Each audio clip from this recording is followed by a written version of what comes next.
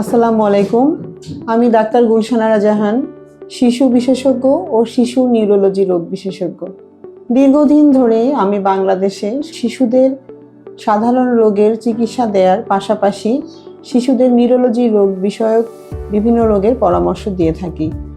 শিশুদের নিউরোলজি রোগের মধ্যে রয়েছে খিঁচুনি বা মৃগী রোগ, শিশুর দেরিতে কথা বলা, অটিজম বিষয়ক জটিলতা, অতি চঞ্চলতা বা শিশুর বিকাশজনিত বিভিন্ন ধরনের সমস্যা, যেমন কোনো শিশু অতিরিক্ত নরম বা অতিরিক্ত শক্ত শরীর, বা শিশুদের দেরিতে হাঁটা, চলা, বসা এগুলি শেখা, এগুলো বিভিন্ন ধরনের রোগের ইঙ্গিত বহন করে।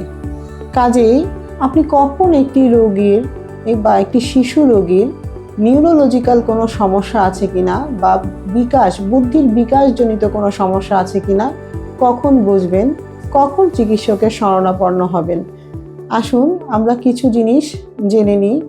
আপনারা হয়তো অনেকেই জানেন বা শিশুর স্বাভাবিক বৃদ্ধি খেয়াল করবেন যে একটি বাচ্চা 3 মাসের সময় বাচ্চাটার ঘাড় শক্ত হয়, 1.5 মাস সময় সে মাকে চিনে হাসে, মোটামুটি 6 মাসের দিকে বসতে পারে, 9 মাসের দিকে হামাগুড়ি দেয়, 1 বছরের দিকে 1 পা 2 পা হাঁটে এবং কিছু কিছু শব্দ বলে, মামা, দাদা, বাবা এগুলো বলতে শিখে, মিনিংফুল শব্দ শিখে, মানে মাকে মা চিনেই বলে, বলকে বল চিনেই বলে। 2 বছর হলে সাধারণত সে 2টো শব্দ জোড়া দিয়ে বলতে পারে, যেমন আমাকে দাও। 3 বছর হলে 3টি শব্দ বলতে পারে। এই ধরনের সমস্যাগুলো সঠিক বয়সে সঠিক কাজটা সে করতে পারছে কিনা সেটাই অবলোকন করা। আপনারা বাসায় যদি দেখেন যে না, এই জিনিসগুলো সঠিক সময়ে আসছে না, তখন অবশ্যই আপনাকে শিশু নিউরোলজি রোগ বিশেষজ্ঞর কাছে শরণাপন্ন হতে হবে। এটি কোনো স্বাভাবিক বিষয়, স্বাভাবিক দেরি, নাকি কোনো জটিল কোনো রোগের সংকেত দিচ্ছে, সেটা আমাকে বুঝতে হবে।